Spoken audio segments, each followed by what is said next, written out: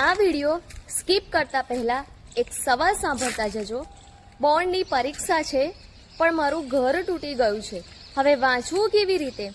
રાજકોટમાં ડિમોલિશન બાદ ધોરણ 10-12ના વિદ્યાર્થીઓ રસ્તા પર છે.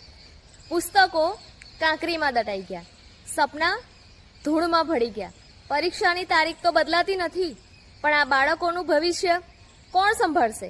વિકાસના નામે શિક્ષણ પર બુલડોઝર કેમ?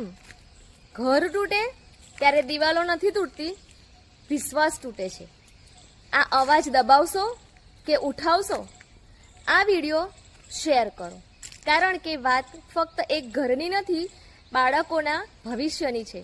અને છેલ્લે આ જગ્યાએ જો તમારું કે મારું બાળક હોય તો વિચારજો મિત્રો.